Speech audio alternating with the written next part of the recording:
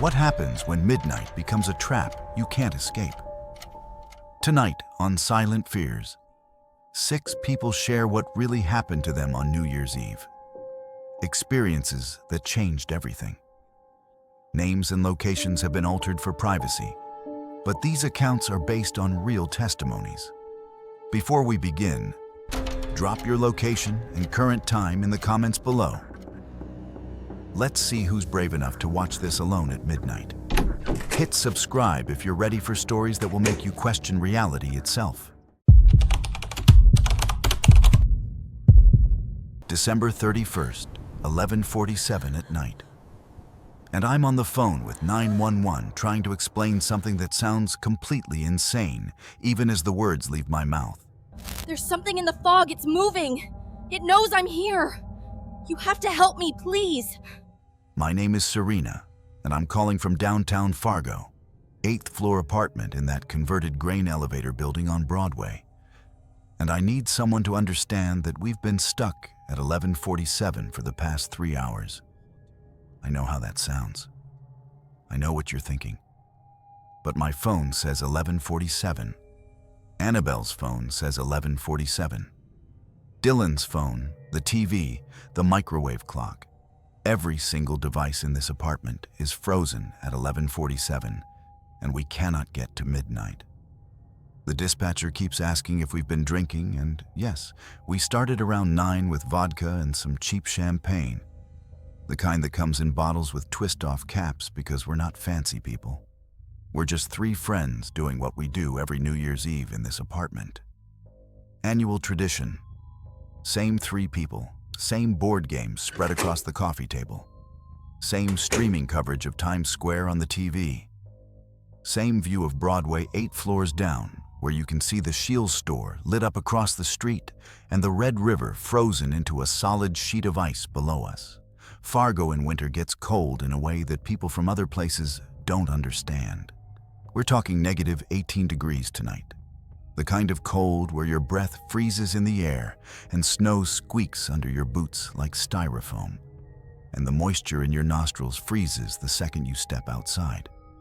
There's actually a phenomenon called Alberta clippers that sweep through here, these fast-moving cold fronts from Canada that can drop temperatures 30 degrees in just a few hours. The cold here isn't just uncomfortable, it's dangerous. It's the kind that kills you if you're not careful. But we're inside, we're safe, we're warm, except we're trapped in time. And I don't know what's more dangerous right now. I noticed it first when Annabelle checked her phone to call her mom in Bismarck. She wanted to wish her Happy New Year a little early, get it done before the countdown. But when she looked at her screen, she said it felt like we'd been waiting forever for midnight. The clock showed 11:47.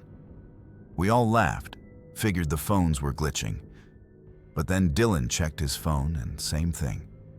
11:47. I checked the TV and the streaming coverage was showing the same footage, the same exact frame of the ball in Times Square. Confetti frozen mid-fall. Same woman's face caught in a scream of joy that wasn't moving, wasn't changing, just suspended there like a paused video, except none of us had paused anything. The microwave in the kitchen glowed 11:47. Every clock in this place synchronized on that one moment and refused to move forward. The dispatcher is trying to stay calm with me, using that trained voice they teach you in emergency services, asking standard questions about our address and whether we've tried to leave. We tried. God, we tried. Annabelle went to the door first, pulled it open, and I swear on everything I love that door opened directly into our living room. Not the hallway. Our living room. Like we were looking at ourselves from a different angle. She closed the door. We all stared at each other with this creeping cold feeling that had nothing to do with the temperature outside. And Dylan said to try again. So Annabelle opened it again, and same thing.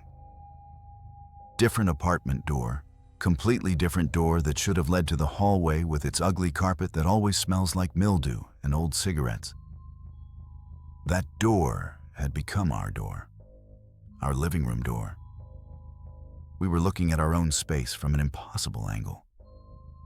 I tried the window next, pressed my face against the cold glass, and I could see Broadway down below.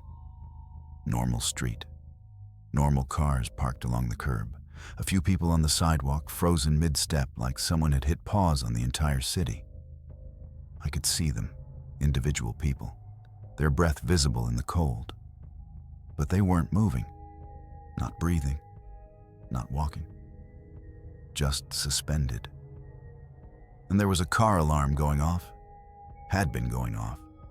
This endless loop of the same note over and over, never resolving, never stopping. Just that one sustained sound that was drilling into my skull. I told Dylan to look, and he pressed his face next to mine, and he saw it too, the frozen city. And that's when the real panic started setting in, because this wasn't our imagination. This wasn't us being drunk. This was something wrong with reality itself. The TV made it worse. We have local news streaming in the corner of the screen alongside the Times Square coverage.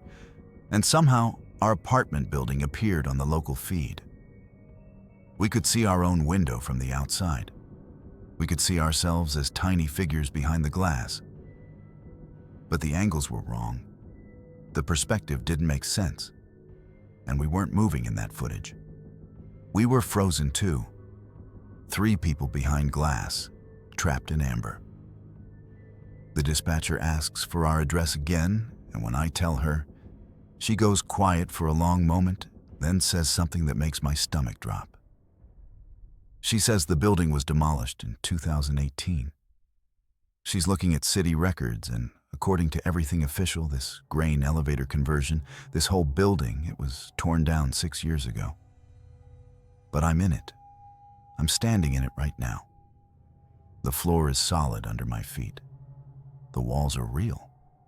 I can smell the cinnamon candle Annabelle lit earlier, can taste the champagne coating my teeth, can feel the static shock when I touch the doorknob. Same shock every single time, same finger, same voltage.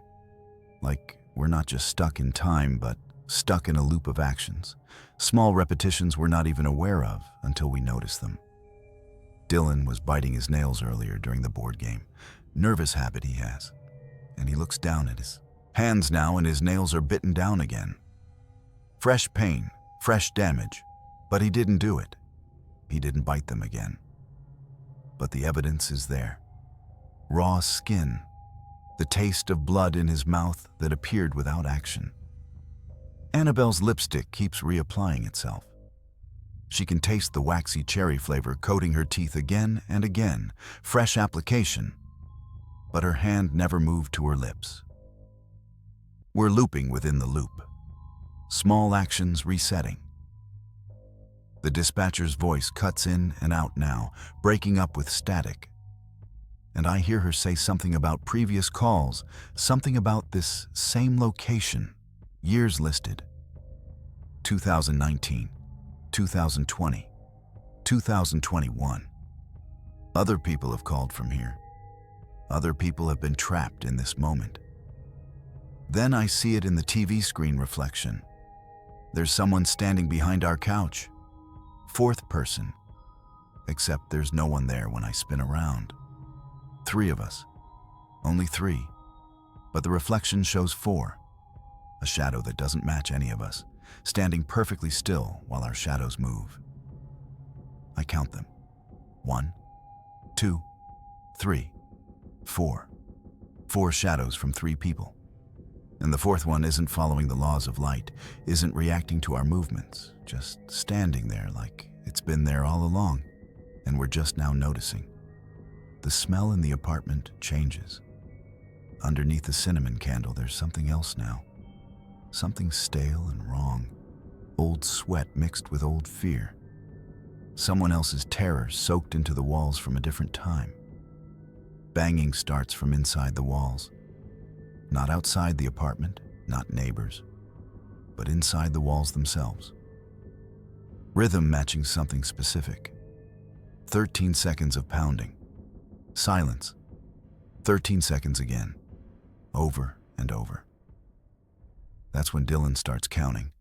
He's saying the numbers backward from 13, voice getting hoarse, and I grab his arm to make him stop, but my hand passes through him slightly, like he's becoming less solid, less real, less present. He reaches 0 and disappears. Mid-syllable. One moment he's standing next to the couch, and the next moment there's empty space. But his voice continues, coming from everywhere and nowhere. From the walls, from the TV speakers, from my phone that I'm still holding to my ear. His voice counting backward. 13, 12, 11. Forever counting, forever trapped in his own loop. Annabelle is screaming his name, but she can't remember his full name. Can't remember how long we've known him. Can't remember if he was always here, or if we invented him, or if he invented us. The champagne glass he was holding is in her hand now. Or maybe it was always in her hand. Maybe he was never here. Maybe there were only ever 2 of us. I asked the dispatcher how many people called from this address, and she doesn't answer directly, just says something about the countdown giving a choice. She says we can stay in 1147 forever, never reach the new year, never face what comes after midnight, or we can let it end. And I don't understand what that means until the TV shows us something new. Footage of our apartment, different years, different angles, same 3 people, same positions. 2019, 2 of us, 3rd person missing. 2020, 3 people but different 3. 2021, 22, 23, 24. Every year someone missing from the year before. Like we're being erased one by one, like the apartment is collecting us. Like 1147 is the moment we agreed to stop moving forward. And we've been paying for that choice every year by losing pieces of ourselves. Annabelle says something that makes my blood freeze. She says we didn't want the year to end. We said it out loud. Earlier in the night, we talked about how this year was the last good year, how everything after would be worse, how we wished we could stay in this moment forever. And something hurt us. Something took us seriously. The clock clicks to 11:48. 1 minute forward. Finally. Except when I look at Annabelle, she's looking at me like she doesn't know me. She's asking who I'm talking to. There's no phone. I look at my hand, and there's nothing there. Empty palm, empty fingers. But I can still hear the dispatcher's voice, distant and layered with other voices. Multiple dispatchers, different years. 2019 caller logged. 2020 caller logged. They're all still calling, all still trapped, all still trying to reach midnight, but falling short every single time. I look out the window, and midnight is happening for the rest of Fargo. Fireworks exploding over the city. People cheering, New Year arriving. But our clock still reads 11:48, and the fireworks are spelling out numbers in the sky. 11:47, 11:47, 11:47. Written in light, written in fire, written in celebration that we'll never reach. The dispatcher asks if I hang up, will I forget? She asks if disconnecting is how you escape. And she answers her own question. She says previous callers who disconnected are still calling. They just don't know they're doing it. The line is always open. The call never ends. I can hear my own voice now, distant, distorted from years ago. Different version of me making the same call. 911, what's your emergency? We're stuck at 11:47. Still. The transcript continues. No disconnect logged. The apartment is quiet now. Annabelle is gone. Dylan is gone. I'm alone with a phone that doesn't exist, having a conversation that never ends. Watching a clock that refuses to reach midnight. Trapped in the moment I wished would last forever. Learning too late that forever is the worst thing you can wish for. The champagne is still warm, The candles still burning, the fireworks still spelling out the same time. And I understand now that this is the new year. This is my fresh start. This is what I get. An eternal moment between the old and new. Between what was and what could have been. Frozen in the space where decisions are made and never unmade. Where regrets live and never die. Where three friends celebrated their last New Year's Eve together without knowing it would actually be their last. That they'd be celebrating it forever. That 1147 would become their entire existence. That wishing for time to stop is a prayer that gets answered in the worst possible way. If you could freeze time at one perfect moment, would you really want to? Or would you realize too late that moving forward, even into uncertainty, is the only thing that keeps us human? Breaker, breaker. This is Jackson on 95 southbound, mile marker 112. And I'm telling you right now that whatever you people are calling a hitchhiker out here, that ain't it. I've been driving this Kenworth through the high desert for 19 years, done this Reno to Vegas run more times than I can count. And I know what belongs on Route 95 at night and what doesn't. What I'm looking at right now through my passenger mirror, keeping pace with my rig for the past 6 miles while I'm doing 73 miles per hour, that thing is running. Not jogging. Not sprinting like some meth head. Running with a gait that's wrong in ways I don't have words for. Arms too long or legs bent backward, or maybe it's just the shadows. But I've been watching it, and it's not getting tired and it's not falling behind. And I'm starting to think I should have stayed home tonight instead of taking this New Year's Eve haul for double pay. The high desert at night does things to your head if you're not used to it. Temperature out here dropped to 28 degrees once the sun went down. And the stars are so thick they look like white noise across the black. And every creosote bush I pass with my headlights looks like a person crouching until you're right on top of it, and then it's just a plant. Your mind plays tricks. Truckers get what we call highway hypnosis, where you're driving but you're not really present, your brain goes on autopilot, and hours pass and you don't remember them. But I'm awake right now. I'm present. I'm watching this thing in my mirror, and it's real, and it's wrong, and I just keyed up the CB to ask if anyone else is seeing what I'm seeing, because misery loves company, and terror loves witnesses. Miles came back on the radio first. His handle is Night Owl, been running routes through Nevada longer than I have.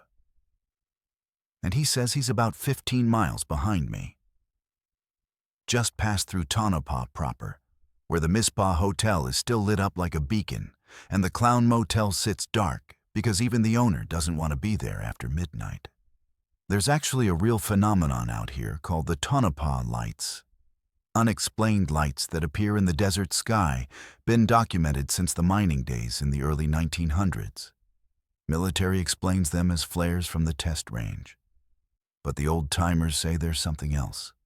Something that was here before the mines, before the roads, before humans decided this wasteland was worth crossing.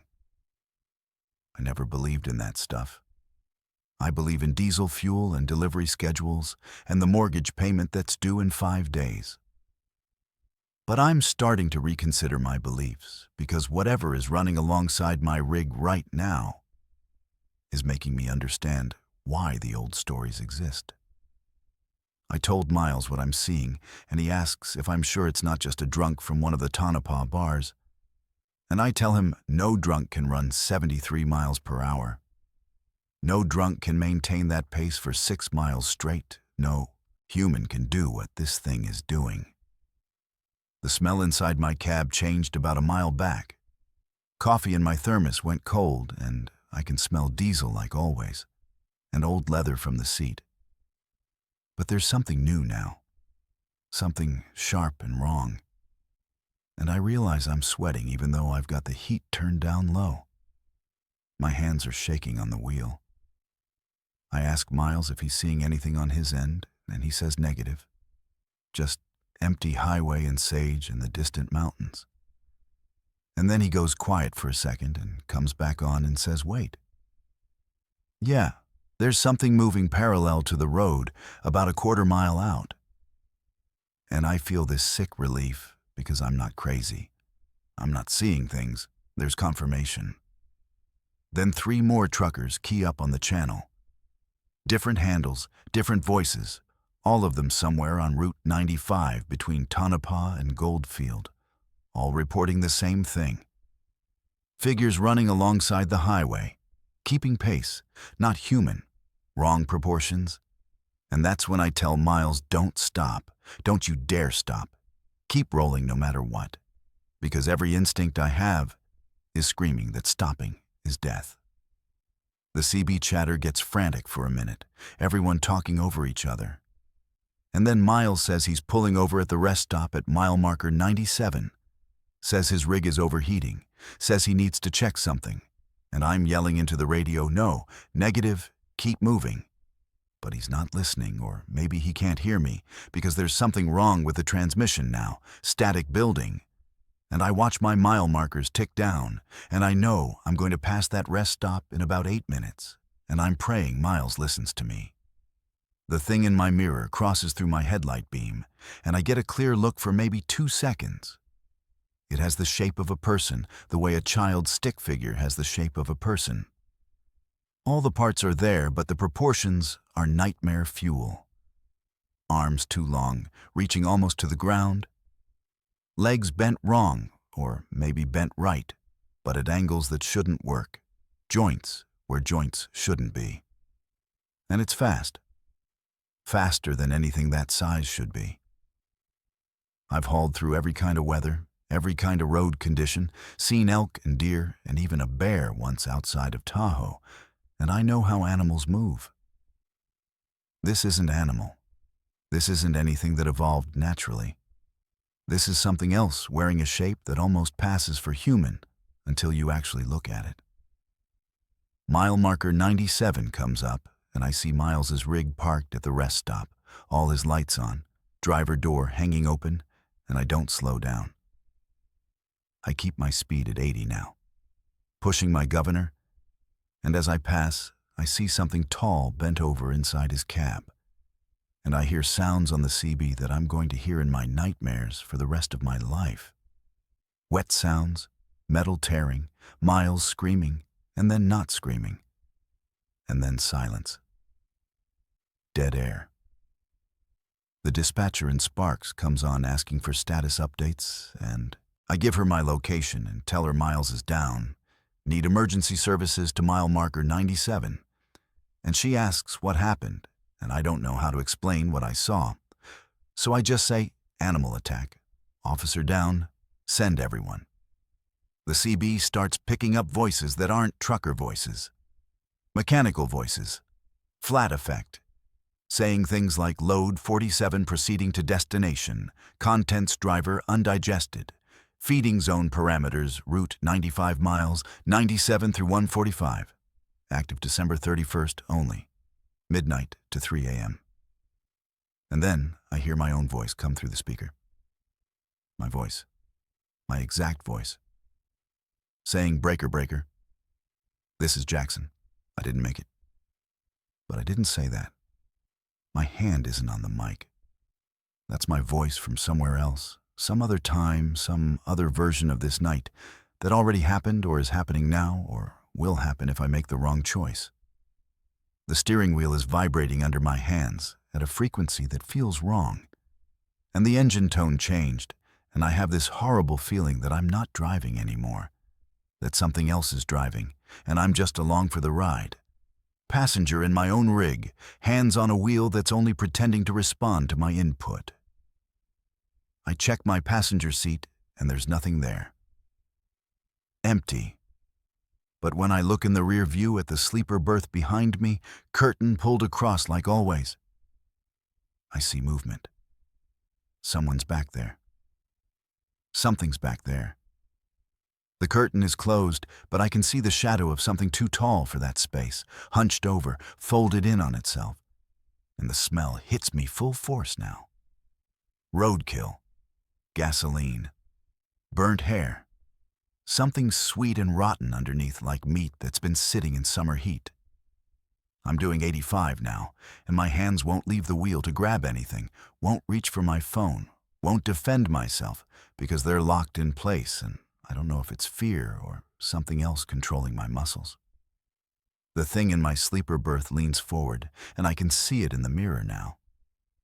And it's wearing a trucker cap, my style of cap, but old and sun-faded and rotted like it's been on a corpse for years. The embroidery on the cap says Jackson in letters that look like they're made of scar tissue, raised and pink and wrong. The CB crackles, and that mechanical voice says, "Load received, driver consumed, rig continues to scheduled destination," and I'm still driving, still heading south toward Vegas. GPS still tracking my route. Refrigerated trailers still running behind me, keeping the pharmaceuticals cold, everything operating normally, except I'm not in control anymore, and there's something in my cab that used to be a trucker. Maybe used to be me, maybe will be me. Time doesn't seem to work right out here on 95 at night. I try to crash the rig, yank the wheel toward the shoulder as hard as I can. The wheel moves, but the rig doesn't respond. Or it does respond, but then corrects itself, straightens out, maintains speed, and course like I never touched it. I slam my foot on the brake pedal and it goes down, but speed holds at exactly 75. I reach for the driver door handle, thinking I'll jump, thinking road rash is better than whatever's behind me. And the door opens and wind hits my face, cold, so cold it burns. But my body won't move. I'm strapped in by a seatbelt I don't remember fastening. Other rigs pass me now, heading north, and I can see the drivers, normal people, living people. And some of them wave, and I wave back, and I realize my arm moved on its own, my hand waving cheerfully while my mind screams. Sign appears in my headlights. Las Vegas, 15 miles. Clock on my dash shows 11:58, almost midnight, almost New Year. The thing behind me leans closer, and I feel breath on my ear, hot and fetid. And it speaks in a language that sounds like engine failure, transmission grinding, metal fatigue. But somehow I understand it anyway. Every year, it says, every Route 95, every midnight.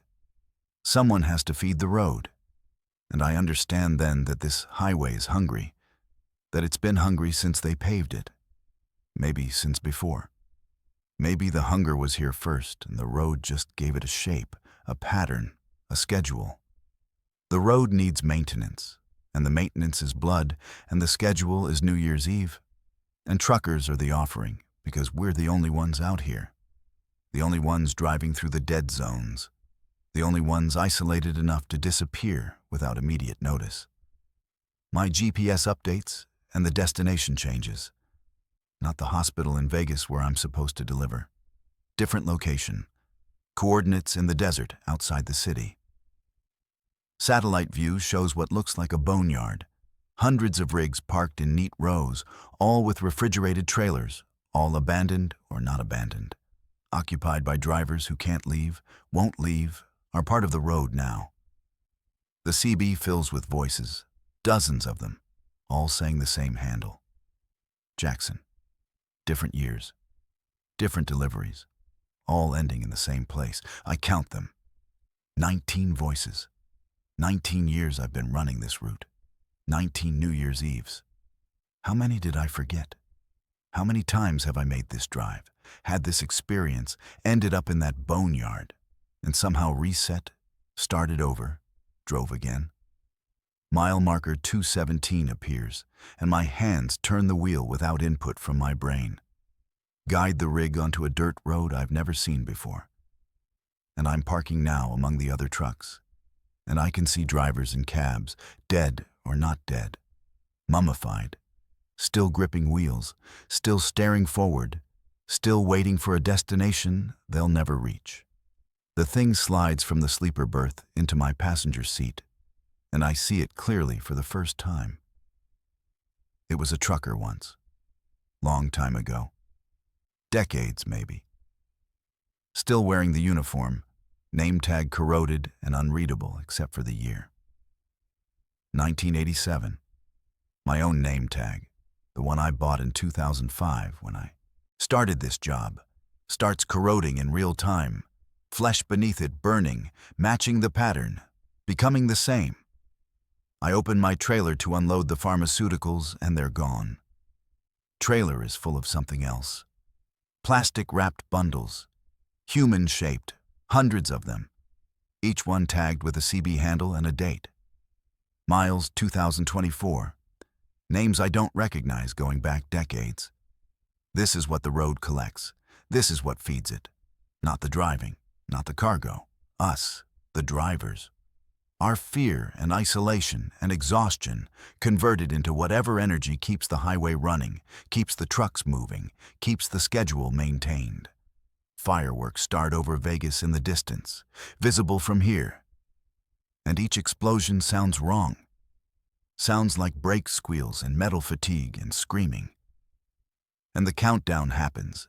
Midnight arrives, and the dispatcher voice comes through the CB one last time, asking for confirmation of delivery.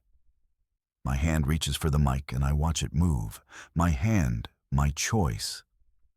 But also not my choice. Also something else's choice operating through my nervous system. And I key up and hear my own voice say, 10-4, load delivered, Jackson clear. I hang the mic on the clip. Walk to an empty rig, a 1991 Peterbilt, with the door hanging open like it's been waiting for me. I sit in the driver's seat. Door closes on its own. Seatbelt fastens itself. Engine turns over without a key. And I understand that next year I'll be back on Route 95, driving this same route, making this same delivery, feeding this same hunger, except I won't remember. I'll think it's just another job. Just another New Year's Eve.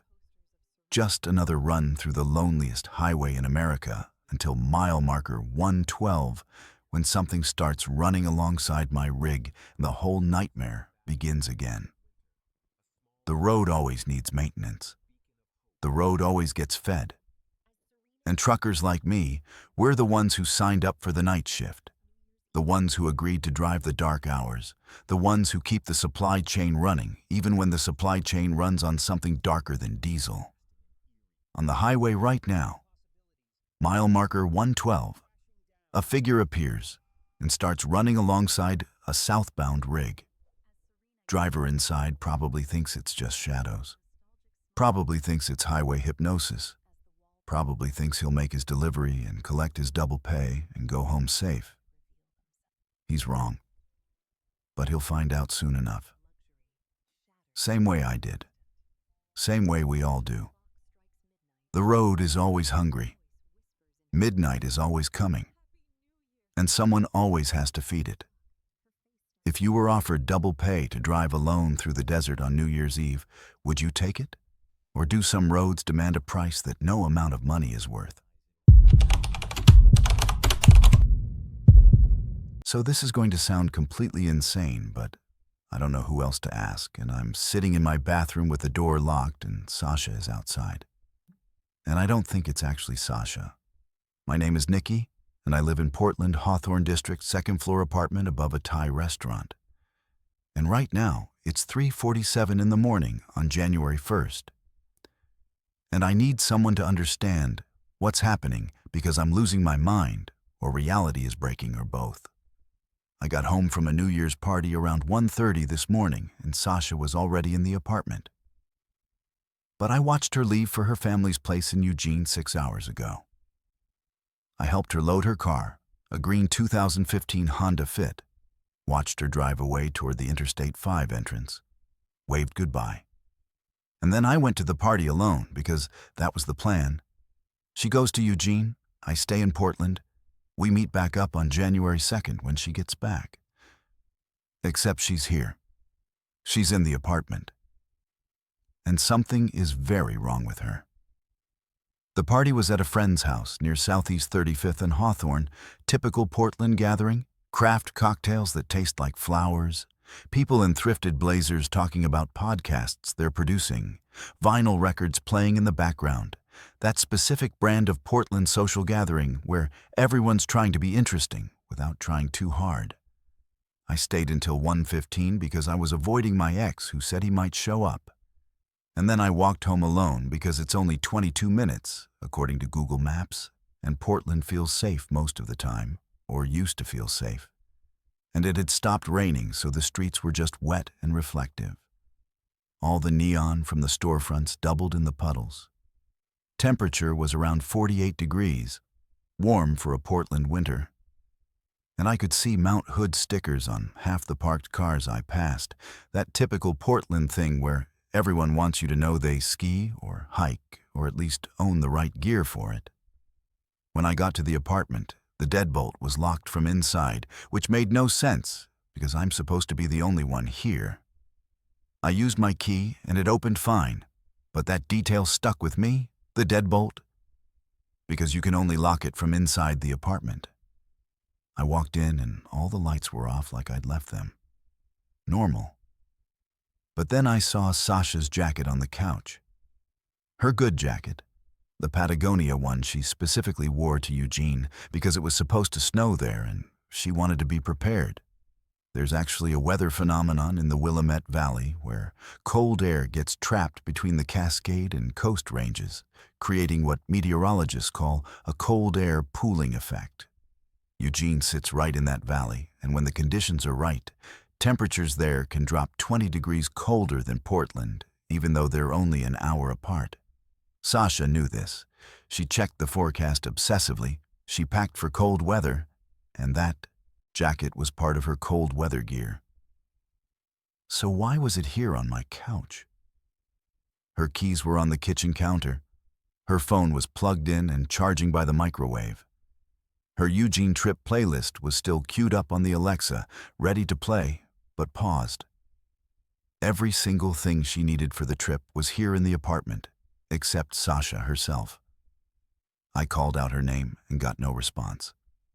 Checked her room, and it was empty. Bed made, overnight bag gone like she'd actually left. Checked the bathroom, and it was empty. I stood in the living room trying to make sense of it, and that's when I heard the front door open behind me. I heard keys. I heard someone walk in. I heard wet footsteps on our hardwood floor, even though it hadn't rained in 3 hours, even though the streets outside were drying, even though there was no reason for anyone to be dripping wet. I turned around, and Sasha was standing there, taking off her jacket, the same jacket that was already on the couch, except now she was wearing it, and it was soaked through, and she was dripping water onto our floor in a steady stream. I said, "What are you doing here?" "I thought you went to Eugene." And she just looked at me for what felt like 30 seconds, but was probably only 5 or 6. Just stared and smiled. Not her normal smile. Something flat and wrong about it, like someone doing an impression of a smile based on a description, but who'd never actually seen one. She said I came back early. Traffic was bad. And her voice sounded like text-to-speech software, like an AI reading a script, no inflection, no personality, just words in the shape of her voice, but missing whatever makes a voice human. She went to her room and closed the door, and I could hear her moving around in there, but the sounds were wrong. Too many footsteps, too heavy. Like multiple people walking around in there, or one person who weighed much more than Sasha actually weighs. I stood outside her door and tried to convince myself I was drunk, that I'd had too much at the party, that this was just confusion and exhaustion and New Year's madness. But I counted the drinks I'd had. 3 over the course of 4 hours. Not enough to hallucinate. Not enough to explain what I was experiencing. I went to my room and tried to sleep, but couldn't.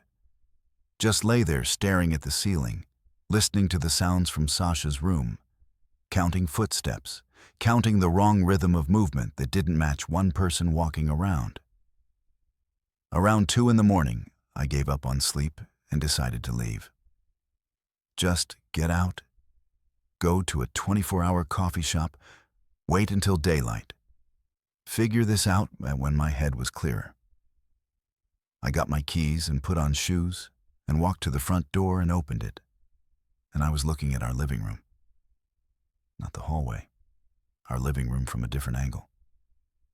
Like the door had become a portal or mirror or window into our own space.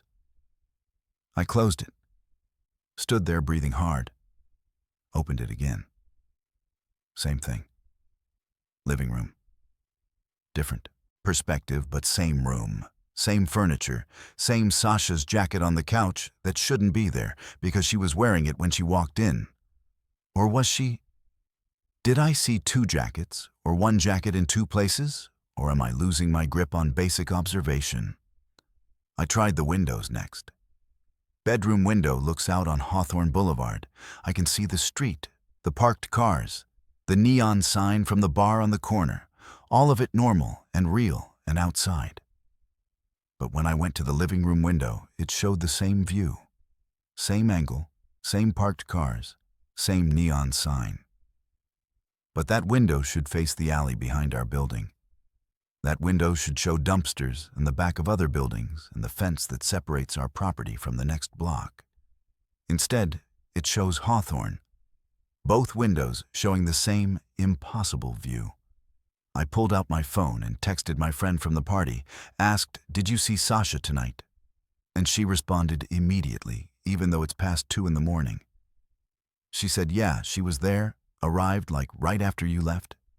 Said she turned around on the highway. And I know that's wrong because I didn't see Sasha at the party. I was there until 1:15. I would have seen her. I would have talked to her. But my friend is insisting Sasha was there. And I'm starting to doubt my own memory. Starting to wonder if I'm the one who's wrong, if I'm the one who's broken. I called the friend. No answer.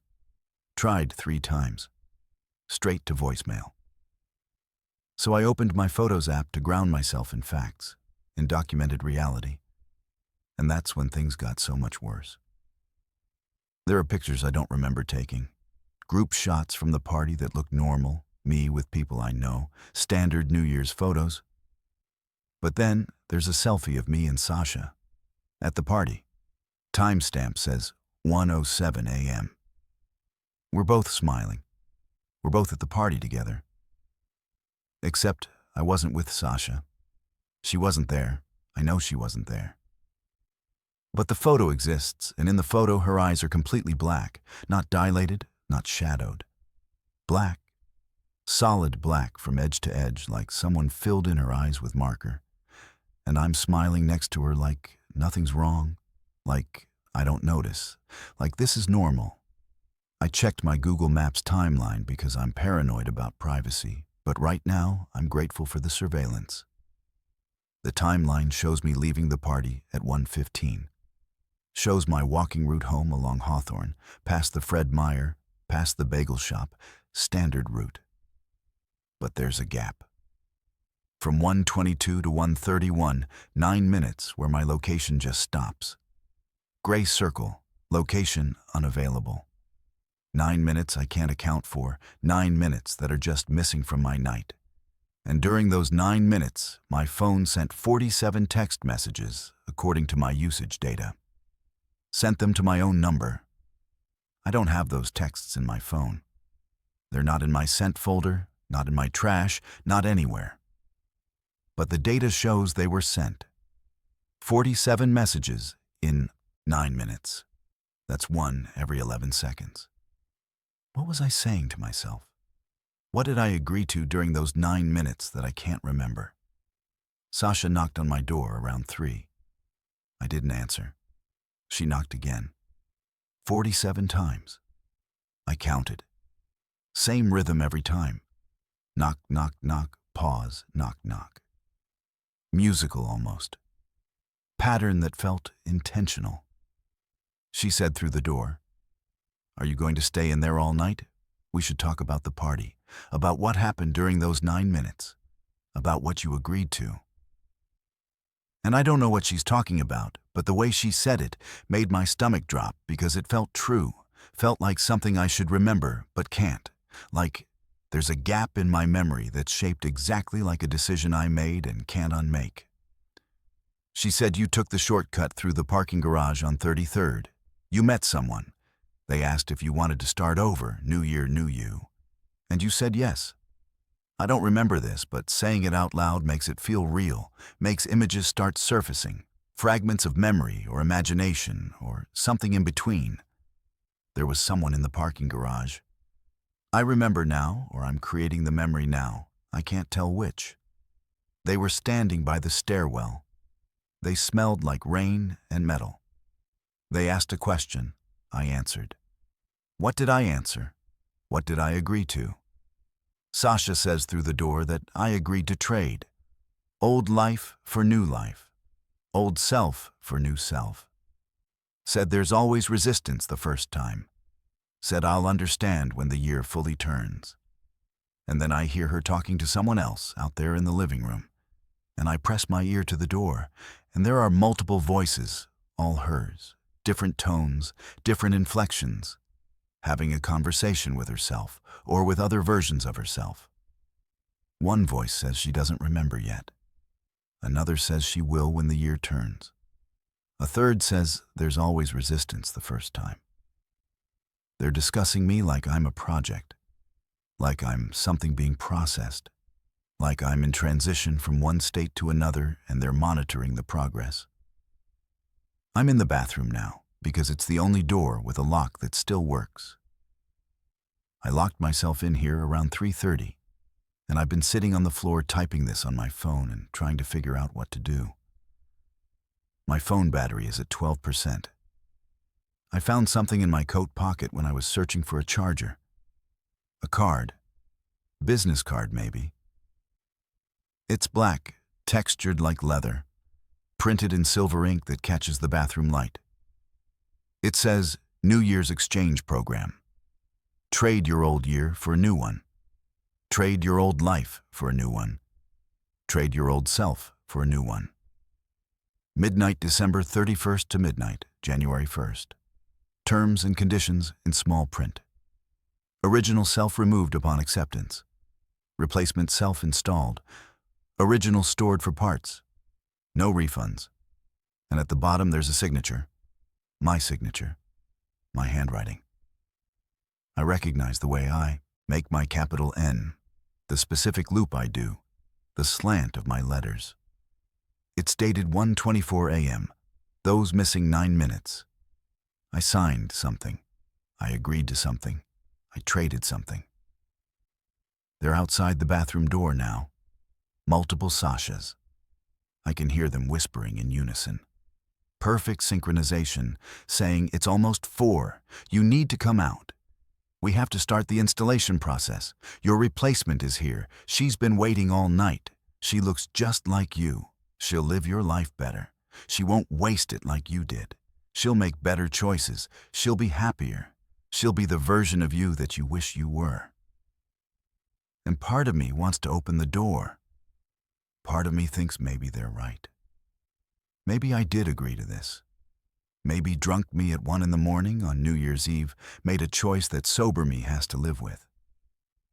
Maybe there's a better version of me waiting to take over, and maybe I should let her because what have I done with this life anyway?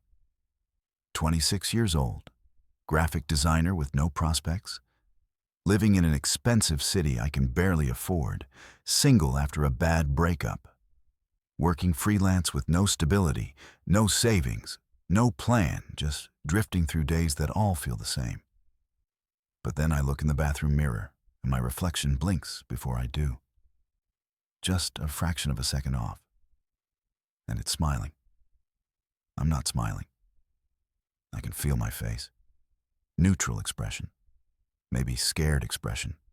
Definitely not smiling. But in the mirror, I'm smiling so wide, it looks painful. Looks like my face is being pulled by wires, and I realize the replacement is already here. The replacement is in the mirror. Or I'm the replacement and the original is in the mirror. Or we're both replacements and the original is gone. or none of this is real and I'm having a breakdown. There's knocking on the bathroom door, but it's my voice outside now. My voice saying, "Let me in. I'm you, the real you. You're the replacement. You just don't know it yet." And I look at my hands, and they look like my hands. They have my scars and calluses, and the crooked pinky finger I broke in high school. But they feel numb, feel distant, feel like I'm wearing someone else's hands, like gloves. The knocking stopped. I can hear the front door of the apartment opening and closing. Multiple times. My voice saying Happy New Year over and over, different inflections, like someone practicing how to say it, learning the correct emotional tone, rehearsing for a performance. My phone is at 4% battery. I don't know how long I've been in here. Could be 20 minutes, could be hours. Time feels wrong, feels stretchy, feels like I'm in that gap again. Those 9 minutes that aren't recorded, those 9 minutes where I agreed to something I can't take back. I'm looking in the mirror, and my reflection is looking back, and we're both trying to figure out which one of us is real, which one of us signed the contract, which one of us gets to keep this life, and which one gets stored. For parts, whatever that means, whatever happens to the original when the replacement takes over. If I open this door, if I walk out of this bathroom, which version of me walks out? The one who went to a party and came home? Or the one who was installed during 9 missing minutes? Or the one who's been here all along watching both of them fight for control? The bathroom mirror shows me smiling. I'm not smiling. My reflection knows something I don't. Or I know something my reflection doesn't. Or we're both wrong. Or we're both right. Or there's no difference anymore. The year turned. January 1st arrived. The exchange program completed. I just don't know which side of the exchange I ended up on. If you woke up and couldn't prove you were the original version of yourself, what would you use as evidence that you're really you? Voice recording begins 23:47 hours and 15 seconds. This is former Detective Sergeant Thomas, Duluth Police Department, retired October 2024. This is not an official statement. This is for my own records, and if anyone finds this recording, you need to understand what I saw tonight at Canal Park. I'm standing on the North Pier near the aerial lift bridge. Same place I come every New Year's Eve since I lost Mercedes. And at 23:42 hours, I observed an individual walking on the lake ice approximately 200 yards from shore. The ice doesn't form solid until mid-January at the earliest. That person should be dead. They should have gone through and drowned in water that's 34 degrees, cold enough to kill you in under 15 minutes, even if you're a strong swimmer. But they're not dead. They're walking toward shore, walking toward me. And I recognize the way they move. I know that walk. That's my daughter who drowned in Lake Superior in 2003. I need to establish the facts before this gets away from me, before emotion clouds observation, before I stop being a cop and become just a father who's seeing things he wants to see. Temperature tonight is -5 degrees with wind chill bringing it down to -15. Lake Superior is the largest freshwater lake in the world by surface area, holds 10% of the world's fresh surface water, and the average water temperature right now is around 33 degrees. There's a phenomenon called cold water shock that happens when you suddenly enter water below 60 degrees. Your body goes into involuntary gasping, hyperventilation, your heart rate spikes, blood pressure shoots up, and most people drown within the first minute, not from hypothermia, but from this initial shock response that makes it impossible to control your breathing. I know this because I worked water recoveries for 15 years. I know this because I pulled my daughter's body out of this lake 21 years ago, and I know exactly what cold water does to a human being. But the person walking on that ice right now is Mercedes. I can see her face clearly with my flashlight. Same face from 2003, age 19. Wearing the same clothes she wore that night, denim jacket and Duluth East High School sweatshirt. The outfit that went down with her. The outfit we didn't bury her in because we buried her in something nicer. Something that didn't smell like lake water and death. I pulled out my phone to call the Coast Guard, standard procedure for anyone on unsafe ice. But then I zoomed the camera and I could see her clearly, and my hand started shaking so bad I almost dropped the phone. I should call this in. I should follow protocol. But I'm not calling this in because how do I explain to dispatch that I'm watching my dead daughter walk across ice that shouldn't exist toward a shore she drowned off of 21 years ago? There are other people on the pier. 3 tourists from Iowa standing near the lighthouse, couple in their 60s with a thermos of what smells like Irish coffee. Young guy, maybe 25, filming the lake for social media. I need witnesses. I need someone else to see what I'm seeing, so I know I'm not having a mental break. I approach the Iowa tourists and ask, "Do you see someone on the ice?" And they look at me like I'm drunk or confused and say, "No, ice is empty. Are you okay? You look pale." I show them my phone with the zoom on Mercedes walking toward shore, and the woman squints at the screen and says, "I see ice formations. Pressure ridges maybe, but no person." The young guy with the camera says he's been filming for 20 minutes and nobody's out there. That would be suicide. I'm maintaining visual contact with Mercedes. She's real. She's solid. I can see her breath in the cold air, making vapor clouds. Ice formations don't breathe. The sound from the lake is wrong. Ice cracking is normal this time of year. Loud reports like gunshots when the ice sheet expands and contracts with temperature changes. But the rhythm tonight is deliberate, paced, like footsteps. Like someone walking, I count the intervals. Every 3 seconds, crack, crack, crack. That's not natural ice movement. That's percussion. That's something heavy making contact with the surface. Mercedes reaches the ice shelf at shore, same spot where the Coast Guard pulled her body up in 2003.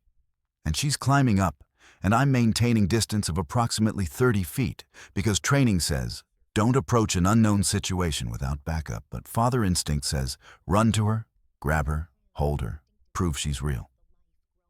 She looks at me. Direct eye contact. She knows I'm here. She knows I'm her father. She says, "Hi, Dad. Cold night." And her voice is exact.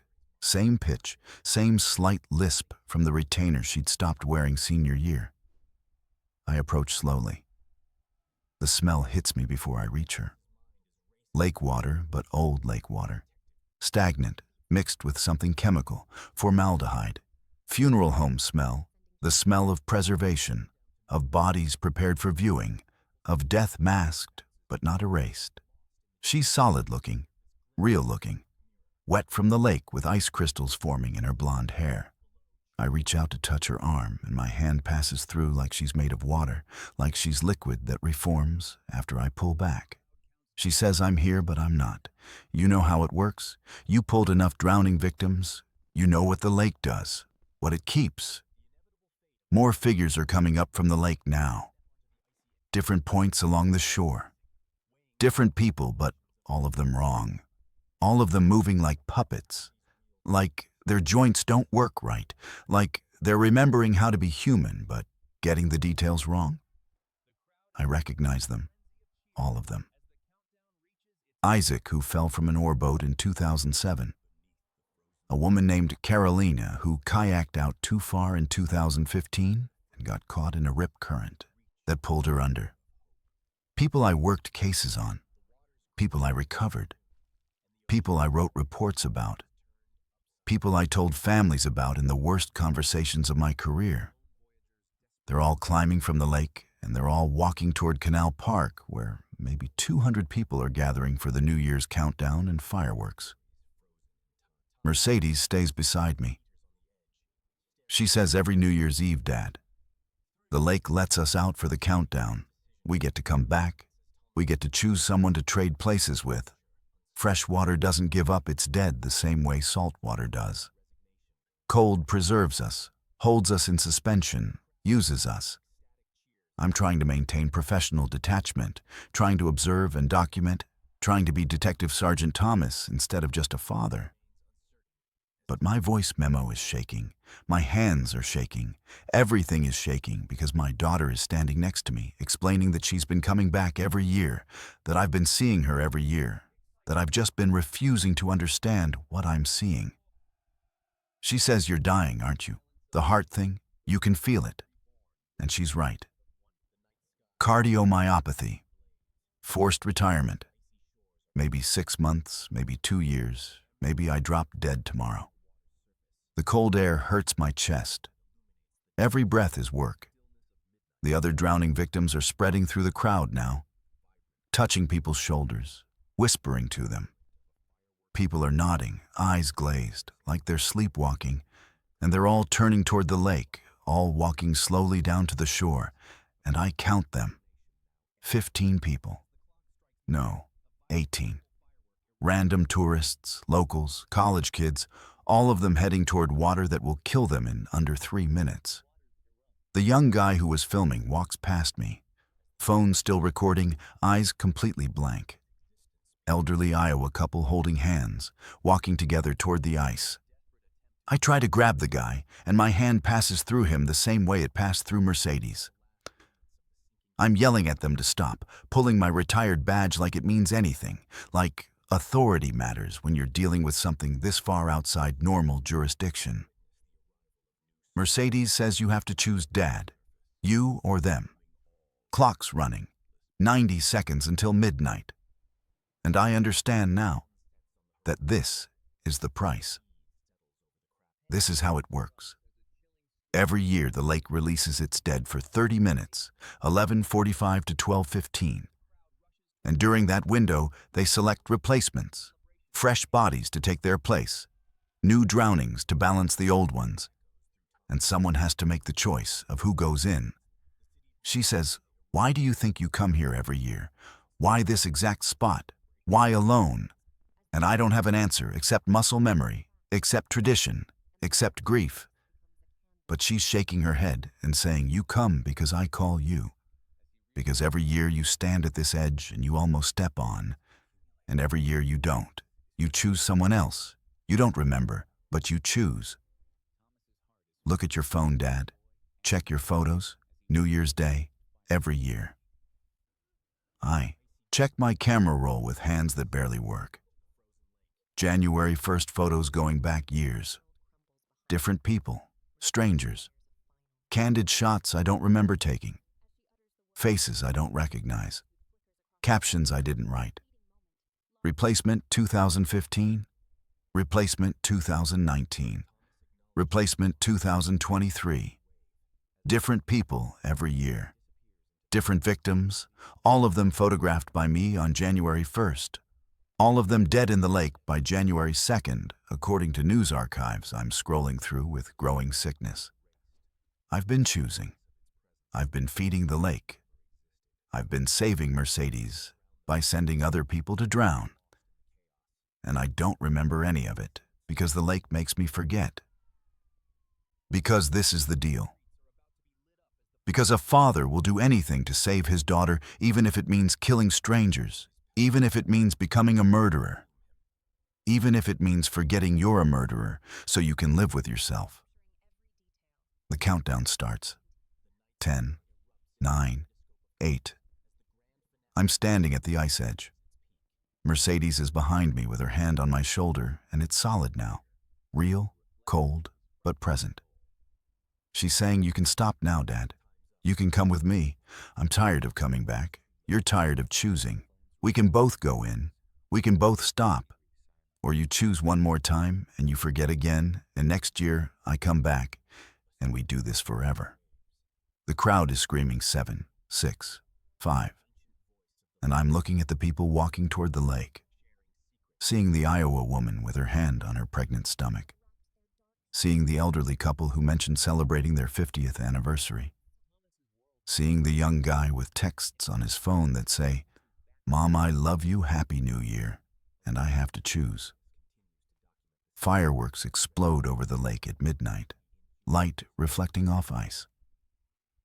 I can see them now, the bodies under the surface, preserved in the cold, hundreds of them, maybe thousands, going back centuries to before Duluth existed, to when this was just Ojibwe territory and the lake was taking people even then, to when French voyageurs paddled these waters and some of them never made it home, all of them down there, all looking up through the ice, all waiting for their turn to come back, all of them part of this cycle that doesn't end.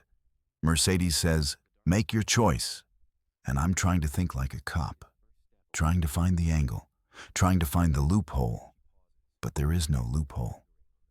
The lake wants balance. Someone goes in, someone comes out. It's been this way forever. It will be this way forever. The only choice is who. I make my decision. I'm not saying what it is. I'm not documenting it. This is where the recording should end. This is where I should stop talking. But I need to finish this. I need to complete the report even if nobody ever hears it. Even if I forget making it. Even if next year I'm back here doing this again with no memory of tonight. The fireworks are ending.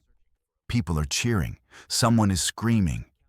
Multiple splashes, more splashing, water sounds, ice cracking. The recording keeps going for 11 minutes after midnight. Background sounds only. Lake sounds, ice sounds, someone crying. Mercedes saying, "Thank you, Dad. See you next year." Then silence. Recording found on iPhone, recovered from Lake Superior, July 2025, near Wisconsin Point. Phone registered to Thomas. Reported missing January 1st, 2025. Body not recovered. Case suspended. Phone shows 237 similar recordings, December 31st. Years 2004 through 2024. All marked evidence, personal. None previously backed up or sent. All recordings follow same pattern. Voice memo, observation, choice, 11 minutes of background sound, disconnect. Every recording dated December 31st. Every recording between 11:47 and 12:15. Duluth Police Department Cold Case Division noted pattern but investigation closed due to lack of evidence. No official explanation for recordings. No official explanation for annual December 31st missing persons reports from Canal Park area, dating back to city records beginning in 1870. Pattern continues. Lake continues. Choices continue. If someone you loved could come back one night a year, but only if someone else took their place, how many years would you make that trade before you couldn't do it anymore? My name is McKenna, and I'm typing this on my phone at 4 in the morning on January 1st, while sitting in an alley behind a bar on Clayton Street in Athens, Georgia. And I need to document what happened tonight, because I'm the only one who remembers Cooper existed, and I have the screenshots to prove it, but nobody believes me, and I'm starting to not believe myself. We had plans tonight, 3 of us, me and Stephanie and Cooper, all juniors at UGA. We were supposed to meet downtown at Creature Comforts Brewery at 11:30 to watch the New Year's countdown together like we always do. But something went wrong with reality itself, and now Cooper is gone, and Stephanie doesn't remember her. And I'm looking at our group chat history, and half the messages are missing, and the ones that remain don't make sense. And I think we broke something tonight that can't be fixed. We all left from Stephanie's apartment around 11:15. She lives off Millage Avenue in one of those old houses that got converted to student rentals. We'd been pre-gaming since 9, playing drinking games, taking shots, normal New Year's Eve stuff. And we left in separate Ubers because that's just what you do. Nobody drives downtown on New Year's. Parking is impossible and everyone's drunk, and Athens police are out heavy looking for DUIs. I got dropped off first, Walked up to Creature Comforts, checked my phone, and the group chat was blowing up with messages from Stephanie saying she was already there, saying, "Where are you?" saying she's standing outside and doesn't see me. I'm literally standing outside. I can see the brewery, see the door, see the crowd inside through the windows. But I don't see Stephanie. I send a photo of where I'm standing, the front entrance, the street sign visible, everything clear and documented. And Stephanie sends a photo back of the same location, same angle, same entrance. But I'm not in her photo, and she's not in mine. Cooper messages saying this is weird, saying check Find My Friends. And we all open the app, and we're all showing the same location, same GPS coordinates, same dot on the map. But we're not together. We can't see each other. I'm standing on Clayton Street. Temperature is 38 degrees. I can smell spilled beer on the sidewalk and hear bass from the bars vibrating through my shoes, can hear car horns and people yelling, and the general chaos of downtown Athens on New Year's Eve. And my two best friends are supposedly standing in the exact same spot. But we exist in different versions of that spot. Different layers, different frequencies, something. There's actually a concept in physics called quantum superposition, where particles can exist in multiple states simultaneously until observed. And I'm starting to think we're experiencing something like that. Multiple versions of the same location existing at once, and we're each trapped in a different version. Cooper starts freaking out first. She's messaging in all caps saying her Uber app is glitching, saying it still shows her in the car even though she's standing on the street, saying according to the app she never got dropped off. She's still in transit. She's been in transit for 20 minutes, even though she's clearly standing outside the bar. I check mine and same thing. My Uber shows trip in progress. Driver is still driving me, even though I'm standing here on the sidewalk. Stephanie says hers too. All three of us stuck in permanent transit according to the apps, permanent state of traveling but never arriving. And that's when I look at the group chat closer and notice something wrong with the photo we took earlier at the apartment. The one we posted to Instagram at 11:12, all three of us together. Normal pre-game selfie. I open it and count the people. 4 people. There are 4 people in the photo. Me, Stephanie, Cooper, and someone else behind us, hand on my shoulder. And that hand has 6 fingers.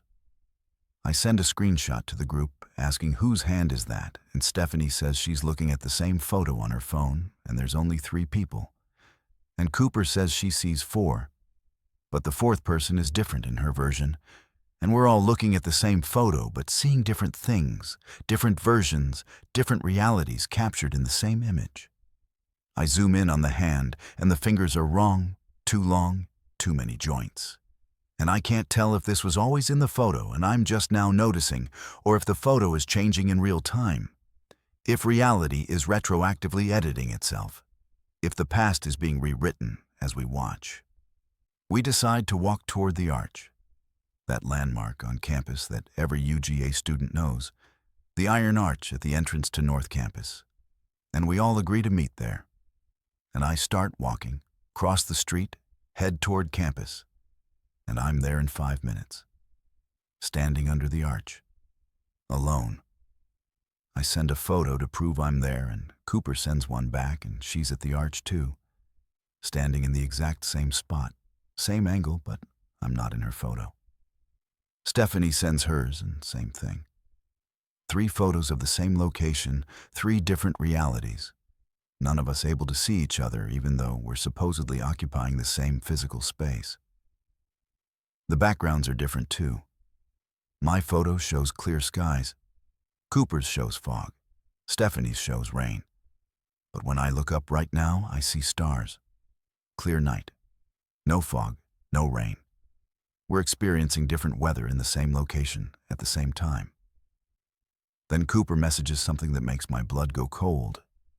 She says, "What time do you have?" I check my phone. 11:54. Stephanie says 11:56. Cooper says 11:51.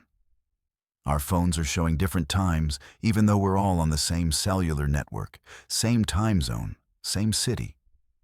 Time is breaking. Or we're in different time streams. Or time was never as solid as we thought, and New Year's Eve is the moment when it fractures, when midnight creates a split. When the year changes and reality has to reorganize itself, and sometimes the reorganization doesn't work perfectly, and people get caught in the cracks. I try to call them. Video call. It connects but shows that spinning loading icon forever, connecting but never connecting. Call that exists in permanent potential but never actualizes. Stephanie messages saying she just walked past herself. Actually walked past herself going the opposite direction. She was wearing different clothes in the other version. She made eye contact with herself. She asked herself where she was going, and the other version said, "Don't go to the arch," and kept walking. Cooper asks if we're having a psychotic break, if we all took something, if someone spiked the drinks at the apartment. And I'm running through everything we consumed tonight. Vodka and Red Bull and some champagne. But nothing that would cause shared hallucinations. Nothing that would explain three people experiencing the same impossible thing simultaneously. Unless the drinking is irrelevant. Unless this is happening regardless of what we took or didn't take. Unless New Year's Eve in Athens, Georgia does something to reality that nobody talks about, because who would believe it? I find a Reddit thread on my phone. Posted 6 hours from now. January 1st, 5 a.m. Multiple users in different cities reporting the same thing tonight. New Year's countdown splitting into parallel timelines. Some people stuck in 11:59 forever. Some people experiencing January 1st over and over. Some people erased from existence, remembered by only one person who has photos as proof. The thread is marked as creepypasta, marked as creative writing. But the timestamps are real, the user accounts are real, and the stories match what we're experiencing too closely to be coincidence. Cooper screenshots it and asks how there's a post from the future, and I don't have an answer except that time is broken, and if time is broken, then future and past don't mean what they used to mean. People start following us. Cooper messages first saying there are people following her, asking if she's original or displaced. She doesn't know what that means. They just keep asking. She sends a photo and I can see them in the background, multiple people. And they look wrong. Their proportions are slightly off. Their movements are too synchronized, like they're puppets operated by the same hand. Stephanie says she sees doubles of people, triples, sees 4 different groups that look exactly like the same people, all wearing the same clothes, all walking in the same patterns. I send a photo of what I'm seeing, and downtown Athens is full of duplicates, dozens of identical people in the same frame, same positions, all on their phones, all looking at the same spot. My battery drops from 67% to 12% in 1 second. Stephanie says hers too. Cooper says hers is at 91, but the number is flickering, jumping around, trying to settle but unable to stabilize. The countdown happens. Midnight arrives. But it arrives differently for each of us. My phone shows 12 a.m. exactly. Stephanie's shows 12:01. Cooper's shows 11:58. Multiple midnights happening at once. Multiple New Years beginning at different times.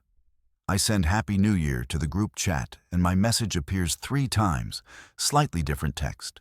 From 3 different versions of me, 3 different timelines where I phrased it differently. And they're all stacked in the chat, all sent simultaneously, all from my account, but not from the same me. Cooper's messages start multiplying.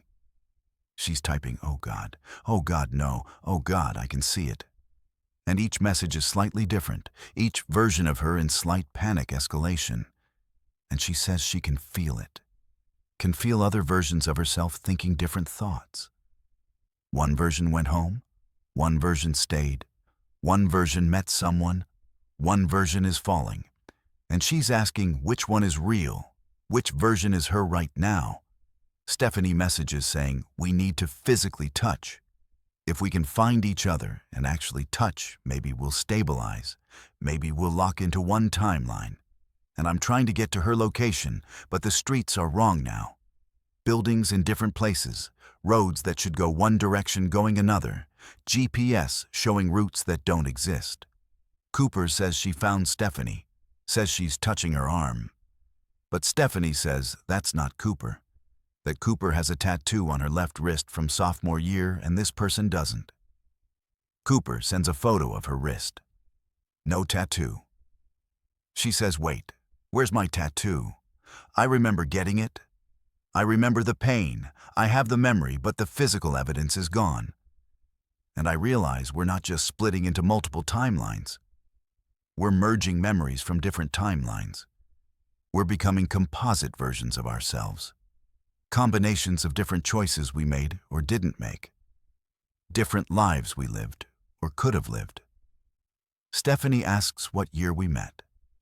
I say freshman year, orientation 2022. Cooper says we met junior year last year. Stephanie says she's known me since high school.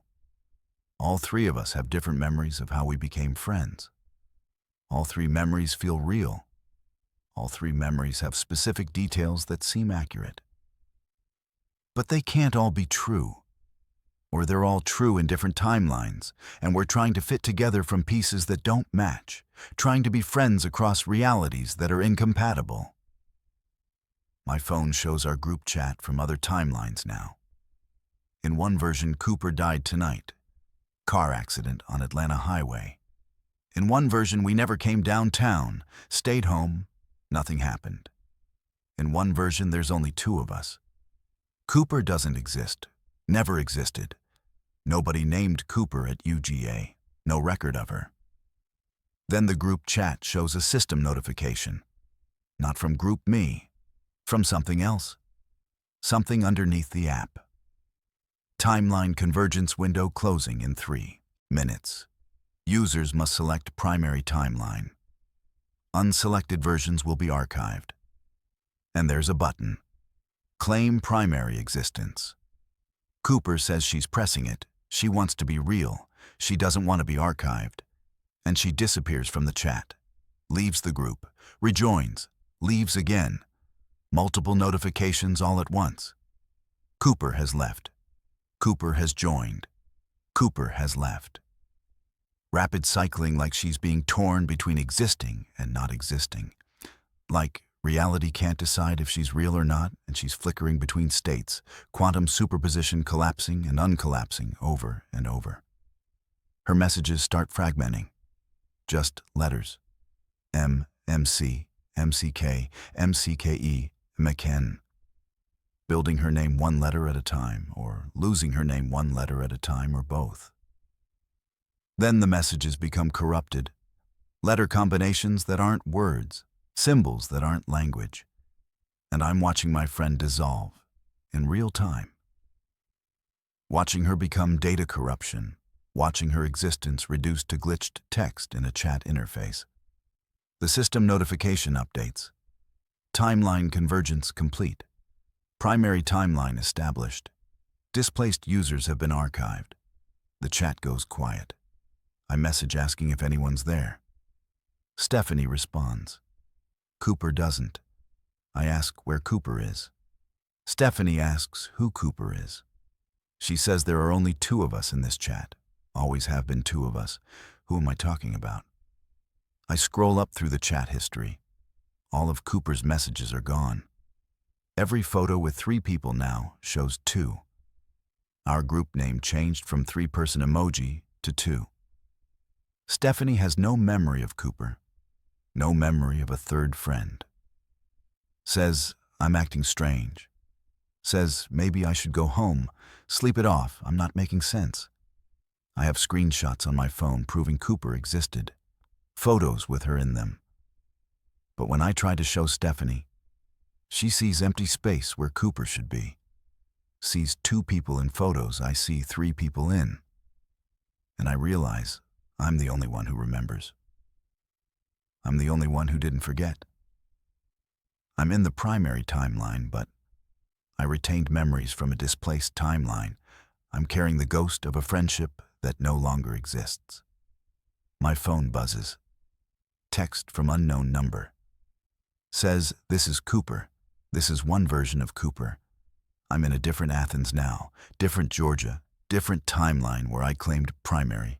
You're archived in my world, I'm archived in yours. Sometimes the walls are thin. I'll try to text through, don't forget me. Please don't forget me." I try to respond. Number not in service. I show Stephanie the text. She sees blank screen. No message. No number. She says I need help. Says she's worried about me. Says maybe the party was too much.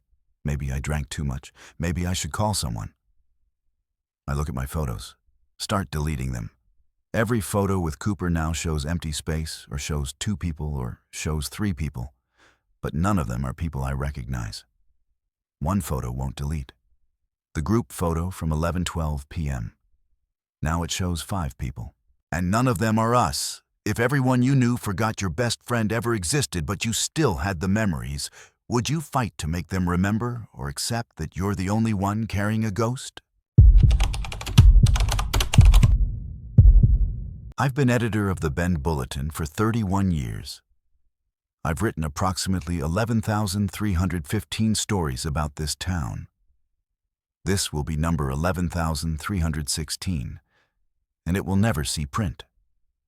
Not because it isn't true, it's the only true thing I've ever written, but because no one who matters wants it published. Because once you write it down, once you make it official, you can't pretend anymore. My name is Tracy, and New Year's Eve, 2024, 11:47 p.m. I was standing in my driveway on Aubrey Butte, watching the city below, when I saw the lights go wrong. The city lights, street lights, house lights, business lights. They synchronized. They began pulsing, in rhythm, like breathing. Bend has 105,000 residents. On December 31st, between midnight and 12:15 a.m., it has 105,001. I need to establish context before this becomes incoherent, before I lose the journalist discipline that's kept me employed for 3 decades, before the forgetting starts because I can feel it coming, that fog at the edges of my memory that wants me to stop writing, stop documenting, stop knowing. I'm 58 years old, been with the Bulletin since 1994, watched this town grow from 20,000 to what it is now. Covered every city council meeting, every ski accident on Bachelor, every housing crisis, every meth epidemic, every story that matters and plenty that don't. I'm widowed since 2019, 2 adult children who moved to Portland and call once a month out of obligation. Live alone in a house on Aubrey Butte that I bought in '98 when the neighborhood was new and mortgages were manageable. Tonight, I should have been at the neighborhood New Year's party. All my neighbors gathering like we do every year, drinking wine and pretending we're not all worried about property taxes and the changing character of Bend. But I stayed home because my husband died on New Year's Eve 5 years ago, and parties feel wrong now. I was in my driveway with a bottle of Prosecco that I'd opened and barely touched, standing in the cold, 21 degrees, high desert cold that's different from mountain cold, dry and sharp. And I was looking down at the city spread out below Aubrey Butte. All the lights of downtown and the old mill district and the residential sprawl that keeps pushing outward. You can see Mount Bachelor from here on clear nights. 22 miles west, the ski runs lit up like white scars on the mountain. The Deschutes River cuts through the middle of town, frozen at the edges. And from this elevation, you can see the whole geography of how Bend sits in this basin between the Cascades and the high desert, how it's trapped between elevations, between ecosystems, between versions of Oregon that don't quite match. There's a weather phenomenon that happens here where cold air sinks into the basin and gets trapped, creating temperature inversions where it's actually warmer up on the butte than down in town. And that inversion creates fog that sits over Bend like a lid. like the town is being preserved under glass. At 11:47, the lights started pulsing. All of them. Synchronized. I'm a journalist, so I timed it. 0.7 seconds on, 0.7 seconds off, exact intervals.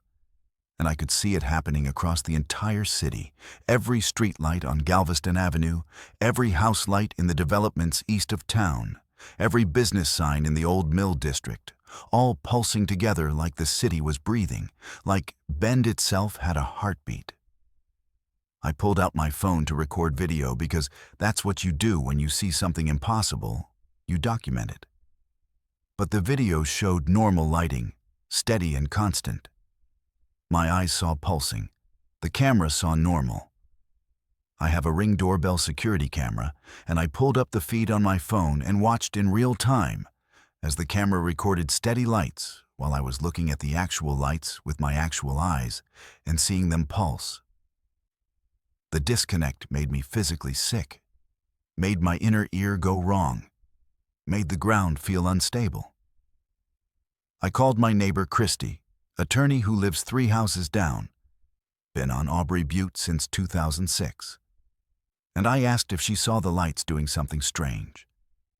And she said, "Tracy, honey, we don't talk about the lights. Come to the party, have a drink, stop looking." That exact phrasing. We don't talk about the lights. Not what lights, not I don't see anything, not you're imagining things. She knew. She knew I was seeing it. She wanted me to stop seeing it. I hung up and went inside to my study where I keep 31 years of bulletin archives, everything digitized going back to 1910 when the paper started. And I searched for New Year's Eve and lights and Bend and got 47 hits. Most were standard coverage. Fireworks, first night celebrations, downtown events. But scattered through the decades were other things. 1963. Letter to editor describing unusual electrical phenomenon on New Year's Eve, dismissed as intoxicated observation. 1978. Brief mention of power fluctuation between 11:45 p.m. and 12:15 a.m., attributed to grid stress. 1995. My own article, my own byline, describing lights pulsing at midnight, and I don't remember writing it. I have no memory of this article. I attributed the pulsing to celebration fireworks reflecting off low clouds. 2003. Reader complaint about seizure-inducing light patterns downtown. Letter never published. 2011. 3 similar letters all killed by me. I was editor. I made the decision not to publish. And I don't remember making that decision, don't remember reading those letters, don't remember anything about it. Every single year since records began, some years multiple reports, all dismissed, all explained away, all forgotten, and I was part of the forgetting. I killed stories. I buried evidence. I participated in whatever conspiracy of silence keeps this town from acknowledging what happens every December 31st. The pattern was clear. The documentation was there. And I had no memory of any of it. That's when I understood that the forgetting isn't passive. It's active. It's enforced. It happens to everyone, including the people whose job is to remember, whose job is to document, whose job is to tell the truth. At 11:53, I saw it walking up Aubrey Butte Road, coming from the direction of Pilot Butte, the extinct cinder cone volcano on the east edge of town. Pilot Butte is actually a volcanic formation from the Newberry volcano system, part of the High Cascades volcanic chain. And it's been dormant for hundreds of thousands of years, but geologists say it's not extinct, just sleeping. And sometimes volcanic systems can remain dormant for millennia before reactivating. The thing walking up the road was bipedal, approximately 8 feet tall, wrong proportions, human-shaped the way a child's drawing is human-shaped. All the parts there, but assembled wrong. I watched it through my living room window. Cars passed through it, not around it, through it. A Subaru Outback belonging to my neighbor drove directly through the thing's torso, and the driver waved at my house. Normal, friendly wave. Didn't react to driving through something impossible. The thing walked up my driveway. Stopped. Turned toward my window. It had a face that cycled through other faces. My dead husband, my children, my own face. Faces of people I'd written obituaries for over 31 years. It showed me 147 faces in 5 seconds, and I remember all of them. Perfect recall, which isn't natural, which means it wanted me to remember, which means this is part of the pattern, part of whatever happens every year that we all forget by morning. It smiled with all 147 faces simultaneously and spoke directly into my head without moving any mouth. Words that tasted like copper and newsprint and ink and paper pulp. It said, "You're the one who writes what's real, so write this." I called 911 because that's what you do when you see something that breaks reality. You call for help. And the dispatcher answered on the first ring, and I started describing what I was seeing, and she cut me off mid-sentence. She said, "Ma'am, what's your address?" I gave it. She said, "Tracy from the Bulletin." I said, "Yes." She said, "You're experiencing a routine New Year's Eve observation. This is normal. Please remain indoors until 12:15 a.m. Do not attempt to photograph or document. Do not publish anything you observe. These are city guidelines, established 1948. I asked, "What guidelines? What are you talking about?" And she said, "Thank you for calling. Happy New Year," and disconnected. City guidelines established 1948. I went back to the archives. Found it buried in back issues. Small article, page 8, dated January 3, 1948. City Council establishes New Year's Eve protocols. Council unanimously approved Resolution 48-17, establishing observation guidelines for annual New Year's Eve atmospheric phenomenon. Details restricted to city employees. Residents advised to remain indoors 11:45 p.m. to 12:15 a.m. Resolution text sealed. I was on City Council from 2007 to 2009. I voted on resolutions. I don't remember this one. But I must have known. Everyone on council must have known. Everyone who matters must have known. How many times have I known and forgotten? How many times have I written this exact document and deleted it by sunrise? At 11:58, I drove downtown against every instinct that said, "Stay inside, stay safe, stay ignorant." I drove down Aubrey Butte into the basin, where the cold air pools and the fog sits, and Bend exists in its preserved state. Downtown was full. Hundreds of people. Wall Street, Bond Street, all the bars and restaurants packed for New Year's Eve. Old Mill District lit up with Christmas lights still running. Normal celebration. Except everyone was watching something. Not the clock, not each other, not their phones. Everyone facing east toward Pilot Butte. I parked and got out and looked where they were looking, and the thing I'd seen at my house was on the summit of Pilot Butte now. Grown massive, 80 feet tall maybe, still growing. And its face was cycling faster, thousands of faces, every person who'd ever lived in Bend, every person who'd ever died here, and the crowd was humming. Not singing, humming, one note, perfect unison. Children and adults and elderly all humming the same pitch, and I felt my throat vibrate. Felt sound coming out of my mouth without my permission. Felt my body participating in something my mind didn't understand. The lights pulsed faster, synchronized with the humming, synchronized with some heartbeat that wasn't human. And I understood then that Bend wasn't just a city, wasn't just a random collection of people who happened to build a town in this spot. Bend was alive. Or Bend was a body housing something alive. Or Bend was the physical manifestation of an agreement we'd all made without knowing we'd made it. I found the mayor standing near me, elected 2020 architect who ran on smart growth platform, and I grabbed her arm and demanded to know what this is, what's happening. And she smiled at me, kind and patient, and said, "It's the agreement, Tracy. Bend exists because it allows us to.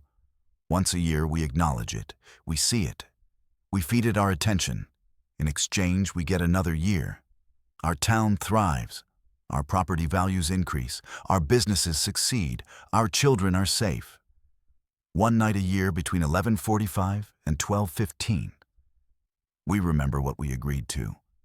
Then we forget. You'll forget too. You always do." She handed me a document. Photocopied. Pages yellow with age. Treaty dated 1901. Between City of Bend founders and the first resident, capitalized like a proper name, like a title. The thing that was here before people, that lives in Pilot Butte, that feeds on collective belief, on shared consciousness, on the agreement that a place exists because we say it exists. Towns are imaginary. Cities are shared hallucinations. We agree on boundaries, on laws, on identity. We agree that this spot in the high desert between the mountains and the plateau is called Bend and has value and is worth living in. But Bend's agreement went deeper. Bend agreed to feed the thing that helps us believe. One night a year, it becomes visible. We acknowledge it. We renew the compact. Every resident signs when they move here. It's in every deed, every rental agreement, buried in legal language nobody reads. Resident acknowledges participation in annual civic observance, December 31st, 11:45 p.m. to 12:15 a.m. I've owned my house 26 years. I signed. I agreed. I forget every January 1st. I've forgotten 26 times. This is the 27th time I'm learning this. How do I know it's the 27th? Because I went home after midnight, after the thing on Pilot Butte folded back into reality, after the lights returned to normal, after the crowd dispersed like nothing happened. And I went to my filing cabinet and found them. 26 drafts of this exact article. Different years. My handwriting, my laptop files. All dated January 1st, early morning hours. All marked do not publish. All forgotten by me by sunrise. Different wording, but same content. Same discovery. Same horror. Same realization. And I understand now that I'm not breaking the pattern. I'm repeating it. I'm part of the mechanism. Every year I see, every year I document, every year I forget. Every year I participate in the erasure of my own knowledge. Midnight struck and the thing opened. It had a mouth suddenly, a mouth that was also the night sky. Stars visible inside it. Not reflection, actual stars, actual void. The humming stopped. Everyone exhaled together. One breath, city breathing. The thing folded back into Pilot Butte. 8 feet, 6 feet, human-sized, gone. Absorbed back into the dormant volcano that isn't dormant, that's never been dormant. That houses something older than volcanism, older than geology, older than the concept of place. Fireworks began. The crowd cheered. Happy New Year. People hugging and celebrating, and the mayor turned to me and said, "Great party, isn't it? Going to cover this for the bulletin?" And she didn't remember. Nobody remembered. The remembering window closed, and I could feel it trying to close in my mind, that comfortable fog, that easy forgetting, that relief from knowing.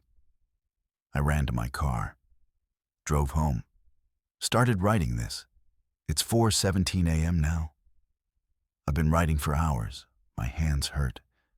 I can feel the forgetting coming. It feels like sleep, like peace, like relief, like mercy. I want to forget. I want to stop knowing.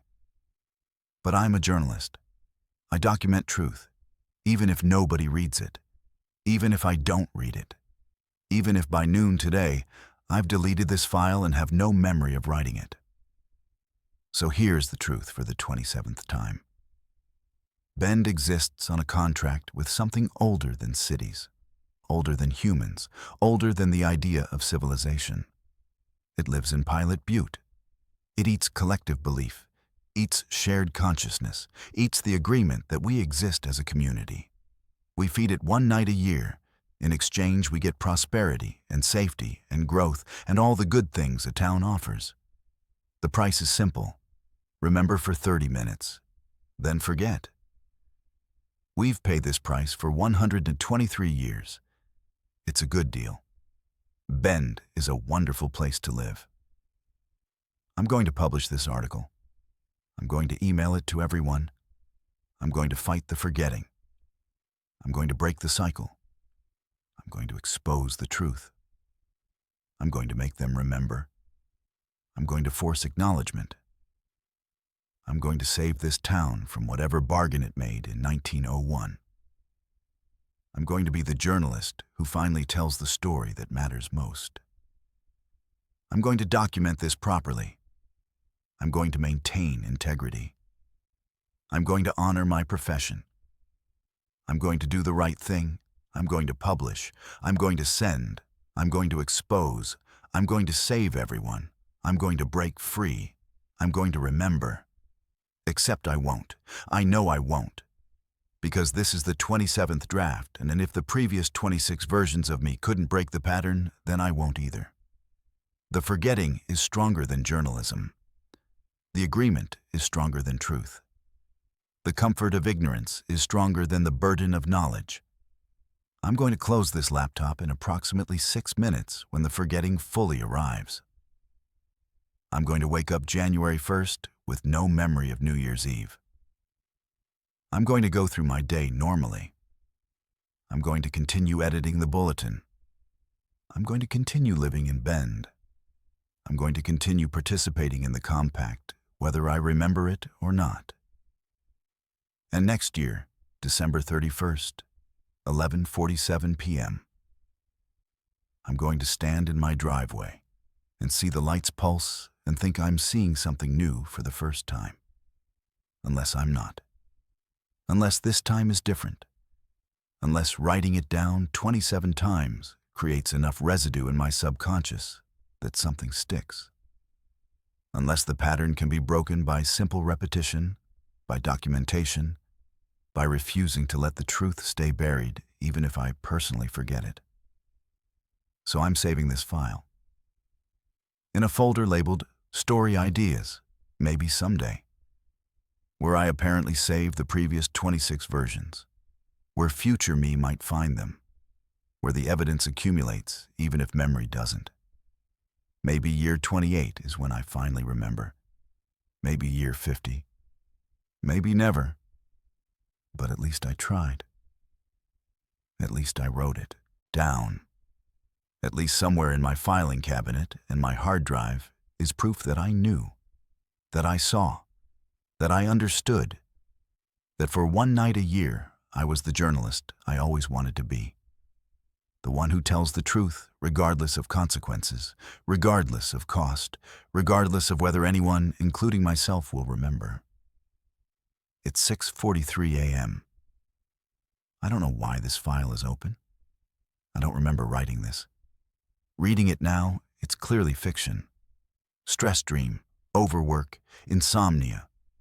Too much Prosecco last night. I'm deleting this draft. It's unprofessional. It's not real. Except there's a sticky note on my laptop. My handwriting, read the draft. Believe yourself. This is the 27th time, and I won't read it. I'm throwing away the note. I'm deleting the file. I'm making coffee. It's January 1st. New year, new beginning. Bend is beautiful this morning. I love this town. I'm grateful to live here. If you found evidence that you discovered the same terrible truth 27 times and forgotten it every time, would you read the evidence, or would you choose to stay comfortable in ignorance? Thanks for watching Silent Fears. These stories come from real testimonies that haunt the edges of what we understand. If tonight's countdown gave you chills, hit that subscribe button and turn on notifications. Share your location and what time you're watching in the comments. We read every single one. And remember, some New Year's resolutions aren't meant to be kept, they're meant to be escaped. Stay safe out there, and we'll see you in the next one.